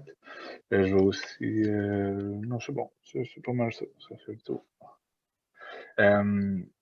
Puis honnêtement, on est vraiment là pour répondre aux questions. Donc, si jamais vous avez des questions, que ce soit de nature technique ou que ce soit n'importe quoi, je suis là pour ça. Vous avez moi, j'ai des interrogations, par contre, par rapport à tout ça. Mon interrogation principale, c'est que vous nous avez montré des pourcentages, à quel point, bon, oui, c'est bon, etc., etc. Mais je trouve qu'un petit problème à ce niveau-là, c'est que vous englobez tout le monde. Tu sais, moi, j'aimerais savoir des stats pour les musées. Parce que de ce que je connais des billetteries, des gros musées, ça ne marche pas très bien, là. On met quasiment juste un chiffre et non pas deux. Là, on parle de 9-8% de réservation. Puis ça ne marche pas très bien dans le milieu muséal. Donc, je comprends que dans l'événementiel, c'est incroyable. Puis peut-être que j'ai tort au niveau muséal, il faudrait que j'aille retrouver les recherches. Mais est-ce que vous êtes capable de m'éclairer à ce niveau-là? Parce que j'aimerais pas ça investir 10 000 $ dans quelque chose qui me rapporte peut-être 300-400 $ par année. Oui. Au niveau des statistiques dans une industrie particulière, je ne l'ai pas fait, justement, j'ai pas l'information sous la main. Il faudrait que je digue un peu plus là-dessus. Après ça, c'est vraiment... j'applique un peu le principe de l'œuf ou l'enveloppe de ce côté-là. Parce que j'ai la statistique qu'environ 40% des baby boomers achètent leurs billets en ligne. Donc, ils font baisser un peu la moyenne, mais environ 40% des baby boomers achètent leurs billets en ligne. Est-ce que c'est davantage votre clientèle? Peut-être, peut-être pas, mais c'est une des clientèles qui est le moins rejoignable. Là où je dis l'œuf ou l'enveloppe, mais c'est l'œuf ou la poule. Là, c'est vraiment, est-ce que les gens vont pas réserver en ligne parce qu'ils n'ont pas pris cette habitude-là dans cette part de marché-là, ou si c'est le marché qui n'a pas assez stimulé l'achat et la réservation en ligne? Donc, ben, j'oserais dire, en tout cas, au niveau des grands musées, là, ils ont vraiment poussé ça il y a 7, 6, 5 ans à peu près. Puis malgré les grands efforts, il n'y a pas grand-chose qui a levé à mes yeux. Donc, mais ce serait intéressant que vous contactiez peut-être la SMQ à ce niveau-là, parce qu'eux, ils ont sûrement fait des recherches, puis peut-être qu'ils vont dire que non, finalement, c'est juste une impression que j'ai. Possible, je vais aller voir Société des musées du Québec. C'est noté pour eux, pour les statistiques dans le monde muséal. Mais clairement, moi, ce que je vois surtout, c'est vraiment c'est une chose de créer sa billetterie puis de la donner en option aux gens. C'est une autre chose d'inciter l'achat par ça. Puis en même temps, c'est beaucoup de comportements à faire changer chez ces consommateurs-là, disons, qui auraient pris certaines habitudes au niveau de la réservation de musée. Donc, c'est pas ça. Il faut voir aussi, Jean-Michel, puis si j'ajoute à ce que tu mentionnes, le comportement du consommateur va changer quand même de beaucoup là, avec ce que nous vivons à l'heure actuelle avec la pandémie. Le transfert d'argent, les différents éléments là, vont avoir une influence là, marquée là, avec ce que nous vivons. Fait que c'est sûr que de là à dire que ça va tout bouleverser, peut-être pas, mais c'est sûr que les gens vont préférer de plus en plus là, être en mesure de pouvoir faire leur achat en ligne, réaliser leur réservation de billetterie, leur entrée à un musée ou autre chose. Puis, on parle souvent que les gens qui sont sur place peuvent acheter via quelqu'un, un commis qui est là, qui fait de la vente de billets. Mais il y a aussi l'automatisation. Je veux dire, d'avoir un site de vente en ligne, si la personne est devant, d'avoir un ordinateur disponible, que la personne peut, en arrivant là, se réserver et acheter un billet directement sur un ordinateur sans devoir passer à un commis, bien, des fois, ça peut permettre d'accélérer aussi le processus. Donc, cette boutique en ligne-là peut aussi servir à autre chose que simplement être une boutique en ligne, faire réserver avant. Il y a possibilité que la personne, lorsqu'elle arrive sur place, qu'elle puisse se servir aussi de cette boutique-là pour être en mesure de pouvoir faire son achat de laisser-passer pour faire la visite du musée ou faire une expédition ou quoi que ce soit.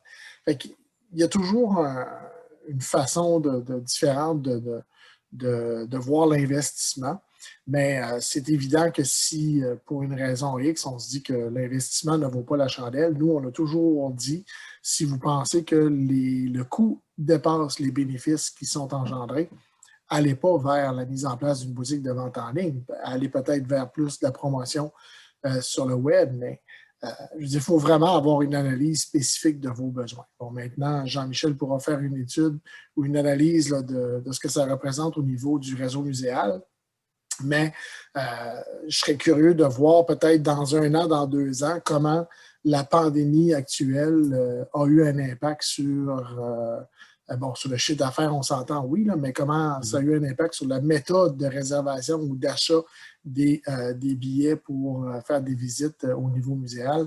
On pourra à ce moment-là peut-être plus être en mesure de pouvoir l'analyser.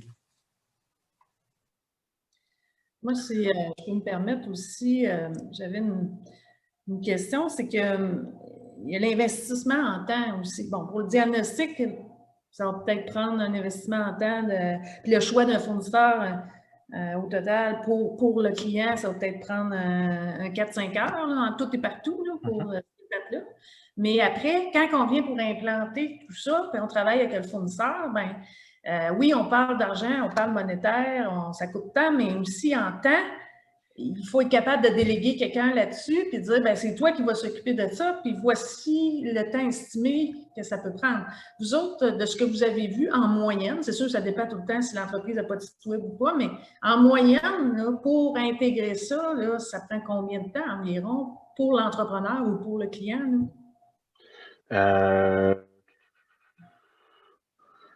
s'il n'y a pas de site web, ça risque d'être un peu plus long, là. Ça dépend vraiment de toutes les étapes qu'il y a à faire, mais tu sais, je dirais, disons, je suis conservateur, là, puis je dis 3 mois, là, c'est quelque chose. Entre le moment où on se rend compte entre le moment où on a déterminé un fournisseur, disons, là, ça peut aller relativement vite. S'il n'y a pas de site web à faire, ça va être relativement plus vite encore, mais disons qu'on part de zéro, quelqu'un qui n'a pas d'actif numérique ou à peu près rien, là, on peut se dire à peu près 3 mois une fois qu'on a choisi un fournisseur. Quelqu'un qui est déjà... Ouais. Il met combien de temps par semaine là-dessus, environ? Combien de temps par semaine là-dessus? Bien, il va y avoir un long moment où ça sera pas si grand que ça. Ça va vraiment être au niveau des fournisseurs de faire le travail. Tu sais, quand je dis 3 mois, c'est vraiment... D'après moi, c'est pas de site web, là. Si par exemple, quelqu'un a un site web, ben là, on rentre tout de suite en travail avec le fournisseur, puis on peut prendre peut-être 1 mois entre le temps où on commence la billetterie, puis que ce soit implanté directement chez nous. On peut parler d'un 10-15 heures par semaine au départ, puis après ça, quand l'implantation de la billetterie se fait sur place, ben là, on peut dire à peu près une semaine où on se dédie à l'apprentissage de cet outil-là. OK. Chaque entreprise est différente aussi, Caroline, dans le sens que si tu as déjà du contenu de réaliser, tu as déjà des textes, tu as déjà de l'information de prête, mais quand ton fournisseur de service te demande à savoir, bon, qu'est-ce que tu as comme contenu, qu'est-ce que tu veux promouvoir, exemple, dans le cas de la mise en place d'un site web, si ton contenu est déjà tout prêt, tu peux le donner, c'est plus rapide que si là, tu as à bâtir du contenu, tu as à mettre en place des choses. Comme les différents billets, si, exemple, on va prendre l'image d'un musée, qu'est-ce que tu veux vendre? Si tu veux vendre un tour quelconque, est-ce que tu as seulement un tour, 2 tours, différents tours? Comment est-ce que tu fonctionnes? C'est quoi tes expositions? C'est quoi les données que tu as? Donc, il y a plein d'informations. Si tu as seulement une sorte de billet à vendre ou si c'est des spectacles, puis quand il arrive un spectacle, tu mets en vente un spectacle, mais c'est différent que si tu as à mettre des tournées, des expositions, des différentes choses. Donc, c'est difficile de te dire comme tel le temps que ça va prendre. C'est sûr que la personne qui va recevoir une offre de service d'un fournisseur après une évaluation de besoin, avec le fournisseur, va plus être en mesure de pouvoir dire, OK, bon, mais maintenant, nous, on pense que ça va te prendre tant de temps parce que avec ta situation actuelle, si tu n'as pas de données, si tu n'as pas ci, si tu n'as pas ça, là, ça va être plus long que si, tant que l'évaluation n'est pas faite des besoins, puis tant qu'on ne sait pas l'ampleur du projet, c'est difficile aujourd'hui de dire ça va te prendre 10 heures, 15 heures, 20 heures par semaine. Là. Il y a un long bout, comme Jean-Michel disait, quand le fournisseur programme puis intègre les données.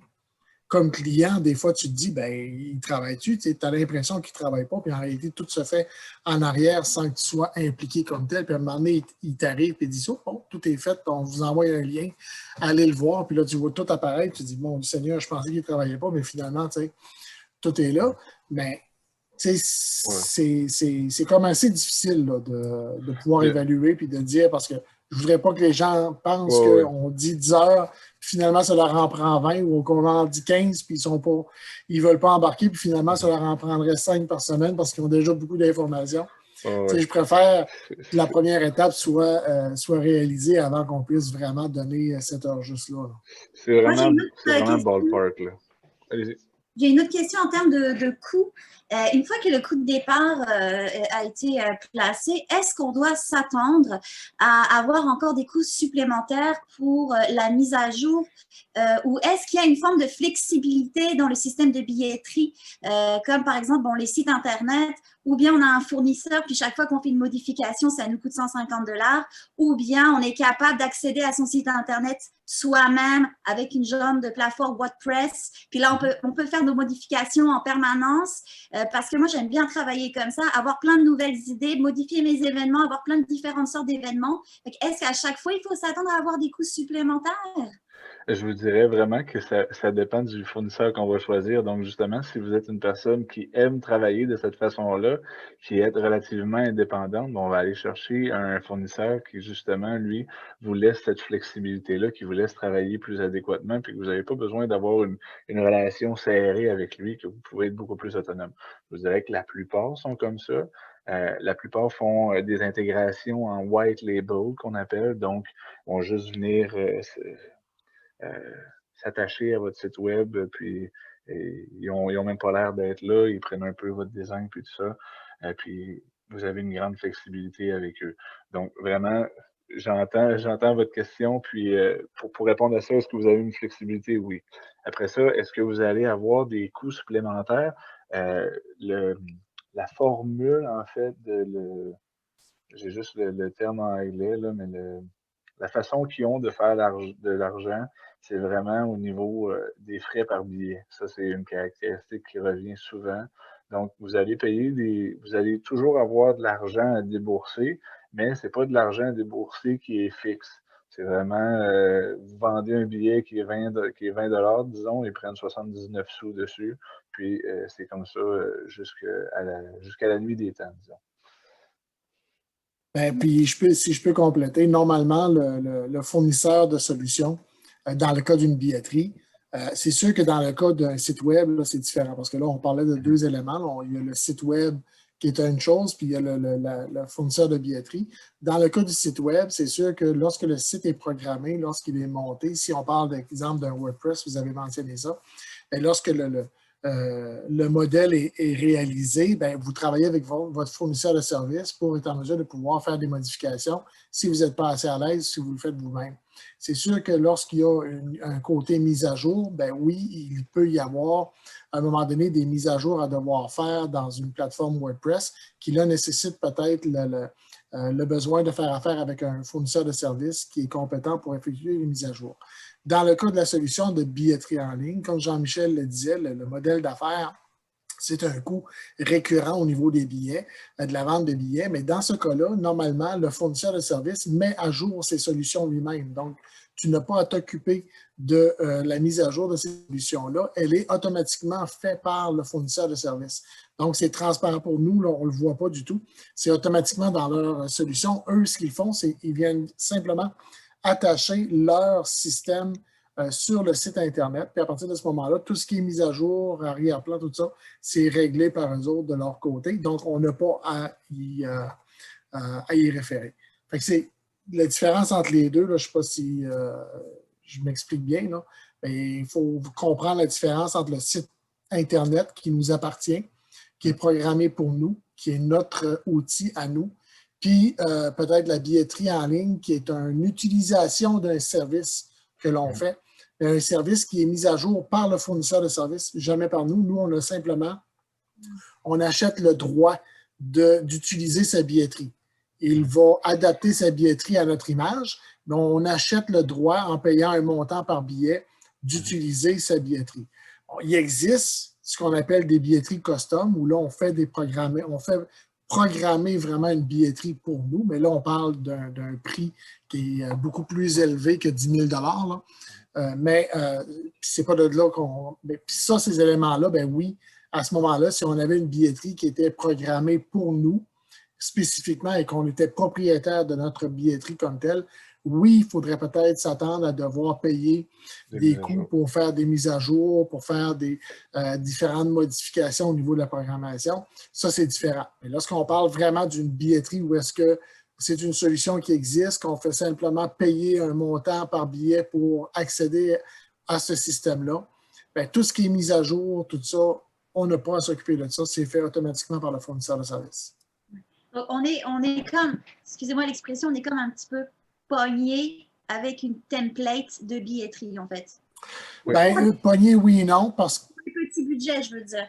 Ben oui et non, parce que les templates sont tellement variés, puis je veux dire, il existe tellement de bons systèmes de billetterie aujourd'hui. C'est pour ça que quand Jean-Michel disait qu'il a fait l'analyse ou qu'il a parlé à 8 billetteries différentes au Québec, bien, chacune des billetteries ont leur propre modèle. Puis je veux dire, à travers ces 8-là, je veux dire, on n'est pas...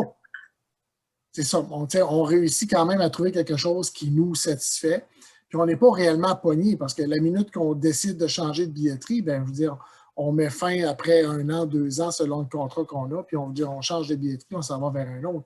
Mais si on veut faire adapter un template à notre image, mais là, oui, là, ça peut amener à différents frais. Mais il faut vraiment voir à ce moment-là le bénéfice versus le coût de faire ce genre d'adaptation-là.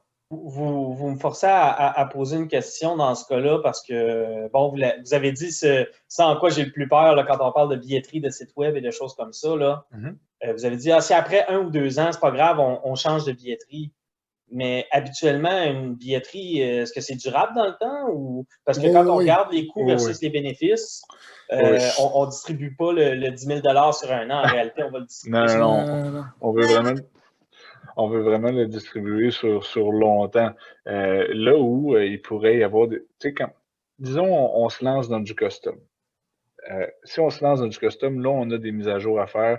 Là, on a des choses à améliorer aux années ou 2.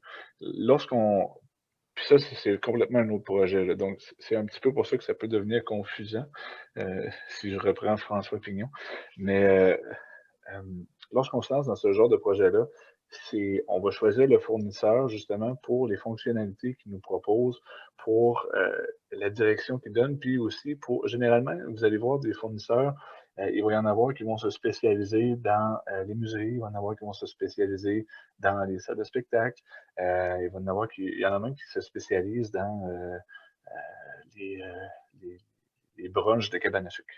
Donc, il y en a vraiment pour tous les goûts. Puis, justement, c'est là que le choix du bon fournisseur est vraiment à faire parce qu'on veut non seulement choisir un fournisseur qui a certaines fonctionnalités, mais aussi qui travaille avec des clients qui nous ressemblent. Donc, qui reçoit les mêmes demandes, qui reçoit les mêmes questionnements, qui se fait challenger par le même genre de personnes que nous, puis qui se met à développer des fonctionnalités qui ressemblent à notre milieu. Pour répondre à toi, Léla, on n'est pas vraiment pogné parce que vous allez quand même avoir beaucoup de flexibilité au niveau de la création de contenu, que ce soit sur votre site web ou même que ce soit dans votre billetterie.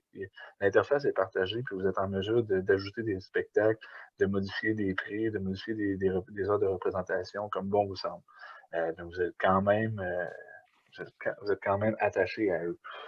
Puis, nécessairement, oui, l'investissement initial, c'est vraiment quelque chose qu'on veut répartir sur le plus long terme possible. Mais par contre, les grosses sommes à investir de base, c'est au niveau d'un site web, si vous n'avez pas de site web. Donc, généralement, ça, c'est le plus gros investissement qu'on doit faire. Après ça, c'est des scanners.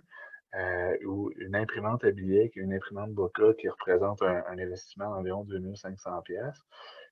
Lorsqu'on compte plusieurs choses. Donc ça, c'est des investissements massifs quand il est le temps de lancer une billetterie en ligne. Où on a un certain gap, c'est que tous les fournisseurs utilisent le même type d'équipement, le même type de scanner, le même type d'imprimante. Donc, tu sais, il y a une certaine flexibilité parce que le matériel, il peut nous rester à nous là, sans problème, même si jamais on a un changement de fournisseur. Mais je vous dirais que la chose la plus importante dès le départ, et c'est pourquoi on fait une analyse de besoins approfondie, c'est d'aller chercher vraiment le meilleur fournisseur de besoins qui correspond à votre industrie à vous. Étienne, ça m'a beaucoup chicoté, en fait, tantôt, l'affaire des musées. Fait que je vais vraiment continuer à chercher par rapport aux statistiques des musées. J'ai une question. Oui.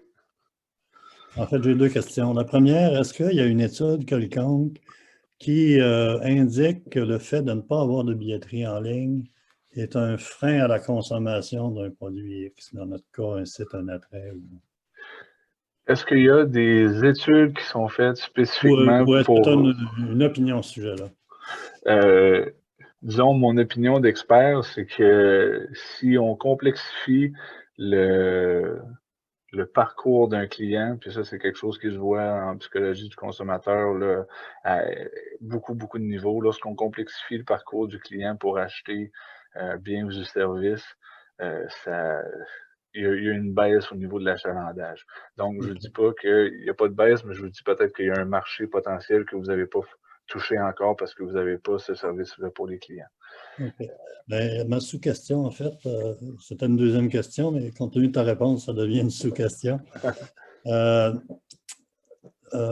client qui fait un achat de billets pour visiter ou vivre une aventure dans un site attrait, etc., est-ce qu'il le fait pour limiter les irritants, style une ligne d'attente à la billetterie, ou est-ce qu'il le fait parce qu'il s'attend d'avoir un privilège coupe-fil parce qu'il a acheté en ligne?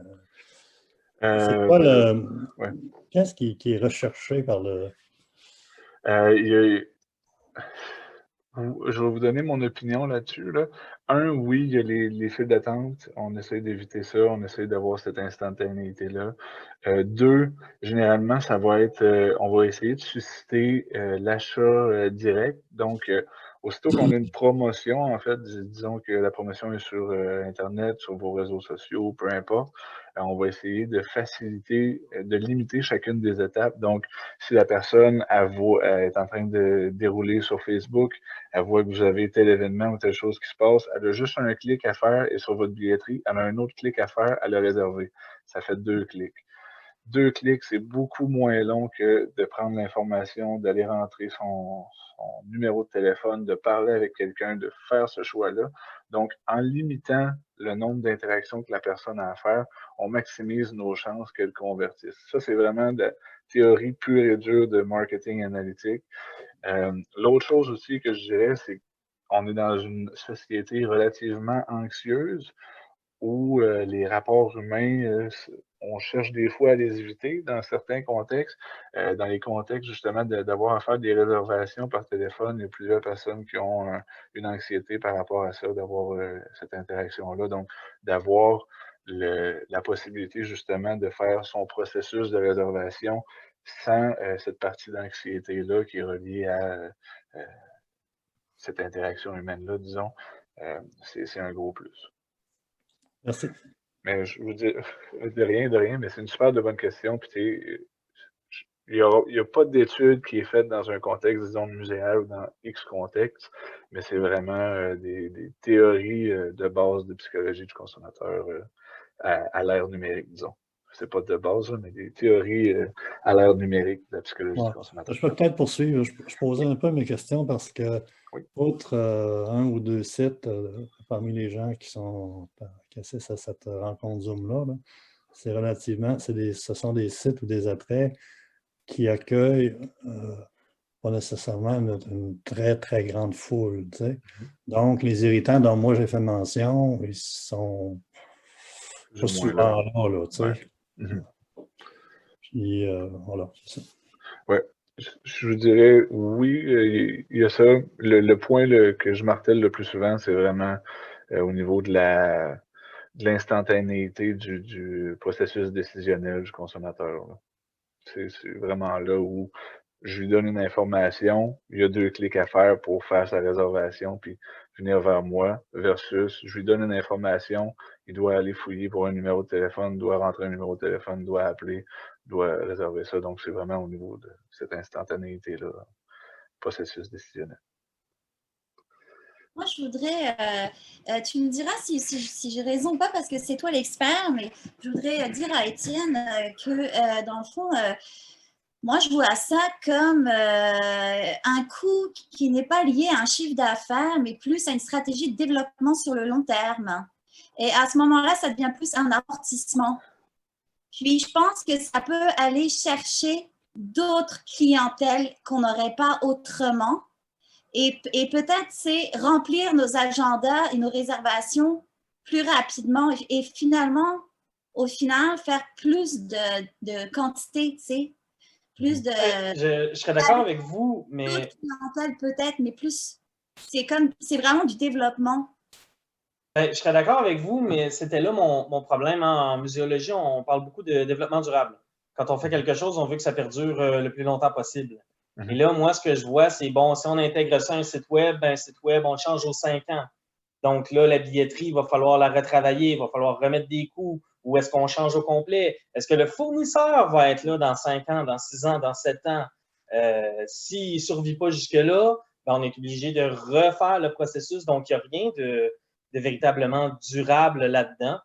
De plus, pour moi, de mon côté, nos installations n'ont pas besoin de réservation au départ. On a beaucoup misé là-dessus cette année en disant, vous n'avez pas besoin de réserver, vous n'avez pas besoin d'appeler, vous vous présentez, on est là, on va vous accueillir. Donc, c'est pour ça que j'ai quelques hésitations. Je pense qu'au niveau de l'événementiel, quand on fait un événement en tant que tel, ça vaut la peine, mais pour quelque chose d'un peu plus muséal, j'ai des gros points d'interrogation à ce niveau-là. Mais écoutez, je serais très heureux si on me sort une recherche qui dit que ça peut augmenter de 10, 15, 20% la visitation des musées. Dans ce cas-là, pourquoi pas? Mais j'ai des gros points d'interrogation. Moi-même, j'ai des questions par rapport à mon propre secteur à moi.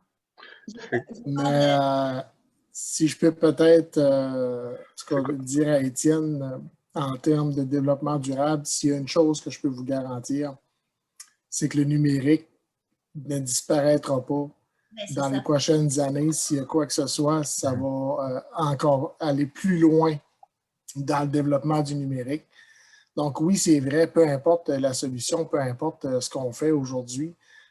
C'est pour ça d'ailleurs que c'est extrêmement important de faire quelque chose aujourd'hui de la bonne façon.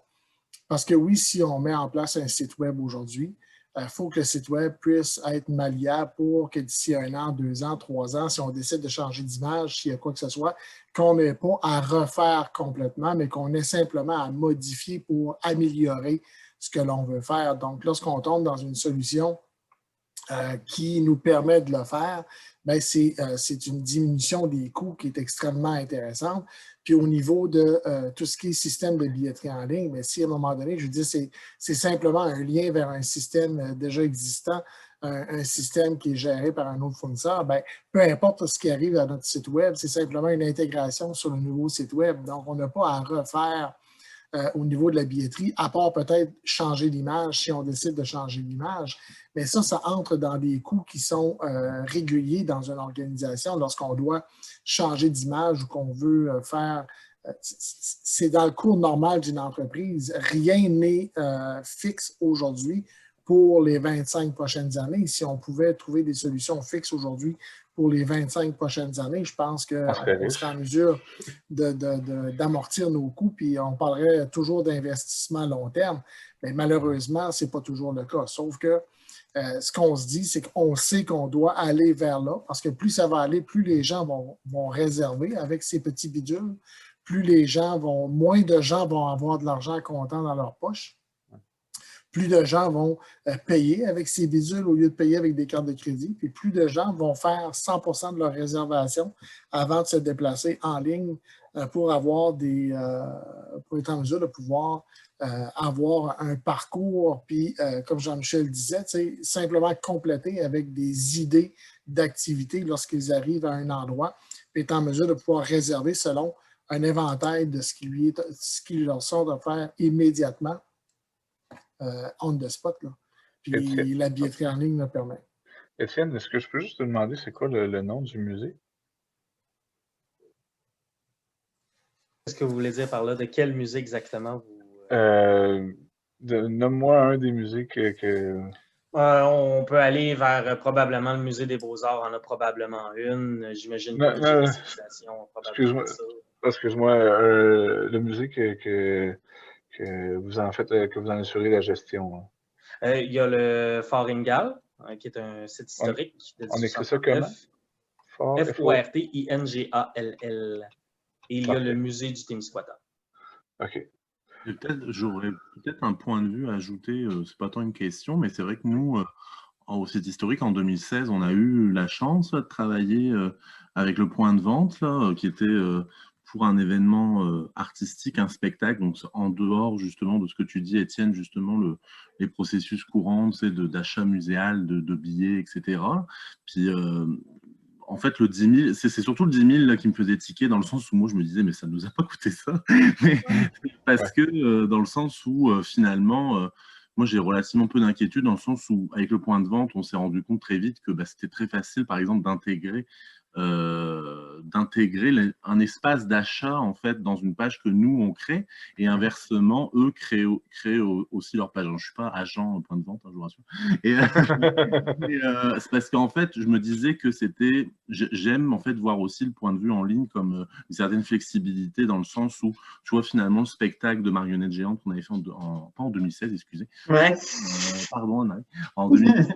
À 2018, c'est ça, on voyait qu'il y avait comme eu peut-être un 30% d'achats en ligne versus ceux qu'on les gens achetaient sur place, puis ceux qui achetaient en avance en fait aux billetteries. Mais tu sais, c'était comme un moyen pour nous de multiplier les entrées, les points d'entrée en fait et les points d'achat. Puis c'est surtout l'idée que ça ne nous a pas coûté cher parce qu'on avait déjà cette structure-là de site web, etc., qui permettait en fait facilement d'intégrer simplement le lien que le point de vente donne. Les 3-4 lignes de dire combien de billets vous voulez d'adultes, enfants, puis vous avez validé là-dessus, puis ils étaient dans un environnement que nous, on contrôlait. Alors évidemment, ils pouvaient aussi cliquer puis se rendre sur la page du point de vente où là, évidemment, nous, on a quand même un contrôle, on avait des images, on pouvait mettre le texte qu'on voulait, etc. Mais c'est sûr que là, ils sortaient un petit peu de notre charte graphique, ils sortaient un peu de ce qu'on imaginait, mais on avait quand même la possibilité qu'ils restent dans notre environnement numérique, en fait. Mais là où je m'interroge un peu, si je peux en rajouter, là, parce que je travaille avec Martin, c'est que dans le cas du théâtre de marionnettes, c'était vraiment quelque chose de très ponctuel, puis c'était comme un petit pourcentage de nos d'achat de billets, mettons, là. Tu sais, dans une billetterie en ligne plus large, il y a tout l'aspect d'intégration à la comptabilité aussi, là, que là, moi, je m'interrogerais, puis est-ce que ça peut susciter des coûts supérieurs, c'est ça, là. C'était comme une petite bulle dans nos activités, là, le théâtre de marionnettes. Là, ça pourrait être... c'est ça, c'est plus gros, donc ça a plus d'implications sur tout l'ensemble de... Oui, puis tout ce que, comme vous présentiez, là, Jean-Michel, Carole, ça, le problème justement de l'intégrer à nos processus, là, mais ça se voit finalement après comment on est capable d'intégrer ça à nos processus qui sont déjà compliqués ou complexes. Oui, en fait, la présentation, en fait, le montant de 10 000 est vraiment considéré pour quelqu'un qui se lance dans une billetterie, mais qui va l'opérer à long terme. J'imagine qu'avec le point de vente, vous avez fait de la location d'équipements qui étaient là seulement pour lors du spectacle de marionnettes, ou ils vous ont passé des équipements en échange d'un frais de billet X. Là. Puis l'intégration. Avec le billet, là, mais on n'avait pas d'équipement. On a trouvé une solution hybride, entre guillemets, qui nous a permis. Voilà, donc pour tout ce qui est ponctuel, puis pour qu'est-ce qu'on va gérer, moi j'appelle ça à peu près du cas par cas, là. Puis c'est pour ça que je faisais l'exemple tout à l'heure avec le festival de Bootlegger, que ça c'est le genre d'événement type où on pourrait travailler avec le point de vente.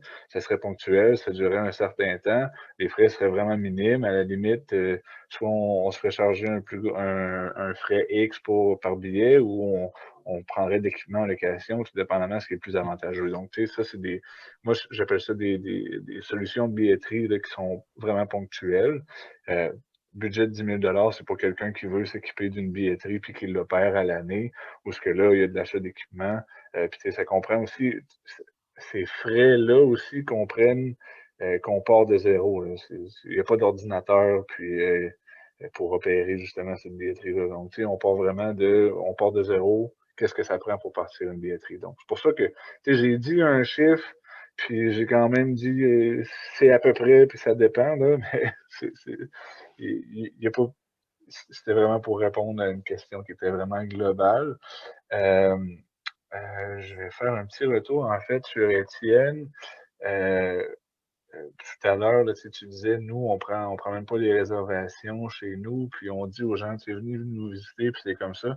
Mais tu sais, ça se peut juste que dans une rencontre d'évaluation de besoins, on regarde vos façons de faire actuelles, puis qu'on dise, écoutez, de la façon que vous travaillez, puis de la façon dont vous voulez travailler, bien, la billetterie en ligne, c'est peut-être pas l'option qui est la meilleure pour vous. Là, on pourrait juste travailler sur améliorer vos outils de communication, avoir un site web qui est peut-être un peu plus à jour, qui met l'information de l'avant, avoir un Google My Business qui est super ça la coche, puis qui permet ça, là, qui permet d'avoir quelque chose de mieux détaillé, puis au final, ben, c'est juste ça dont vous avez besoin. Effectivement, comme dit Jean-Michel, ben là, il est déjà 3h30, on s'avait donné 1h30, fait que, comme dit Jean-Michel, je sens avec les discussions qu'on vient d'avoir que ce serait très pertinent pour chacun que vous fassiez faire le diagnostic qui vous coûte 25 de la facture. Mais à ce moment-là, vous allez être en mesure, après ça, de prendre votre décision, je pense. Je prendrais peut-être 2 autres questions là, pour finir ça en beauté. Je ne sais pas si vous en avez. C'est clairement que nous, on n'est pas là pour vous pousser une solution dont vous n'avez pas besoin au fond de la gorge. Là. Comme on disait, on ne fait pas de sous avec ça. Fait que c'est vraiment...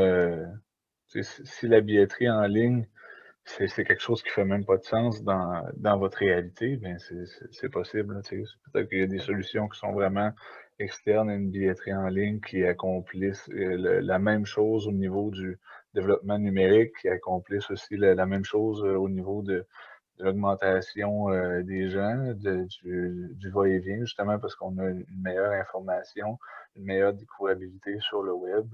Puis c'est seulement ça qu'on a besoin. Mais si vous avez, si vous avez besoin de faire réserver des gens, bien là, déjà là, disons que c'est un des premiers incitatifs pour avoir une billetterie en ligne. Là, si vous n'avez pas besoin de réservation, vous n'avez pas besoin de système de réservation en ligne. Et puis Jean-Michel aussi, Pierre avait amené un élément quand même important là, dans un peu en arrière de ce projet-là, là, où cette volonté là, d'amener les organisations du territoire du Bas-Saint-Laurent à intégrer des billetteries, c'était aussi la possibilité de faire des forfaits, de s'adjoindre, exemple, à des forfaits comme ce qui s'est passé là, au niveau provincial, ou même dans la région, d'en arriver à faire des forfaits, ce qu'on appelle de la forfaitisation, c'est-à-dire d'amener 3 organisations peut-être à se réunir ensemble et faire un forfait billet pour être présent à 3 endroits. Mais à ce moment-là, c'est plus facile ou c'est faisable lorsque chacun a sa billetterie. Quand les gens n'ont pas de billetterie, bien, ça devient un peu plus difficile à ce moment-là de voir la disponibilité des places et tout ça. C'est ce qui permet aussi de pouvoir travailler en forfait lorsque tu as quand même plusieurs personnes. C'est sûr que ça devient un outil intéressant aussi d'amener les gens à vendre des forfaits. Donc, des fois, une activité qui est peut-être moins connue, bien, lorsqu'elle s'associe à 2 autres activités plus connues, bien, en achetant un forfait, bien, la personne peut à ce moment-là bien, avoir accès à une activité qui est peut-être moins connue ou moins populaire. C'est tous ces éléments-là, tu parlais de découvrabilité, bien, ça permet d'augmenter un peu notre visibilité sur le web. Moi, je vous dirais là-dessus, Carole, là, j'ai pris un peu la fin de votre discussion, puis je comprends qu'il y a des gens qui sont sceptiques sur l'application dans nos entreprises, tout ça, mais d'ici 3, 4, 5 ans, toutes les entreprises vont être sur ces systèmes-là, ça va être inévitable. C'est sûr qu'il faut y arriver. Puis pour tout ce qui est forfaitisation, c'est que, par exemple, quelqu'un qui est à Montréal en ce moment, puis qui parle du Foreign Guard, puis qui peut acheter, qui voit les prix, qui est capable de réserver en direct, puis qu'après ça, il est capable de faire ses affaires, c'est la spontanéité des fois là, qui va faire que les ventes vont augmenter. En tout cas, nous autres, moi, j'ai augmenté mes ventes de spectacles énormes, là, de 75 tout ce que je vendais annuellement, donc c'est quand même majeur.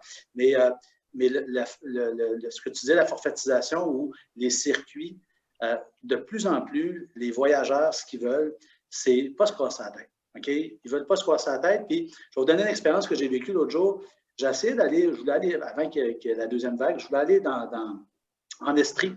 Puis, c'était tellement complexe d'essayer de trouver quelle route des vins qui était la meilleure, tout ça, que s'il y avait eu quoi clé en main que j'aurais pu acheter avec les forfaits faciles, quelque chose en ligne d'avance, ben, je l'aurais fait. Je ne l'ai pas fait. Finalement, il y a eu la deuxième vague, heureusement. Puis l'Estrie, on ne pouvait pas aller visiter, mais ça simplifie les choses pour les gens qui sont très occupés, donc notre future clientèle. Ouais. Ça, je vais un peu toujours aller dans le même ton que j'y ai été. J'aimerais ça avoir des chiffres, puis avoir des choses par rapport aux musiques, c'est réellement le cas. Si c'est le cas, je vais peut-être décider, puis je vais peut-être dire à mon CA, on va de l'avant, mais tant qu'il n'y a pas de preuves au niveau muséal, moi, je reste très douteux de ça. Ah ouais, okay. Je me mets sur ce dossier-là. Moi aussi, je suis un gars de chiffres, Étienne, pour avoir étudié ma maîtrise en marketing analytique, c'est que des chiffres, puis que des chiffres pour la prise de décision. Donc, je vais nécessairement aller te trouver des chiffres par rapport au musée. Beaucoup. Voilà. De rien. Je vous remercie beaucoup. Je vous remercie beaucoup pour votre attention. Puis, comme je vous ai dit, là, je vais vous envoyer un courriel pour le lien, pour l'enregistrement. Puis, les prochaines étapes, qu'est-ce qu'on fait?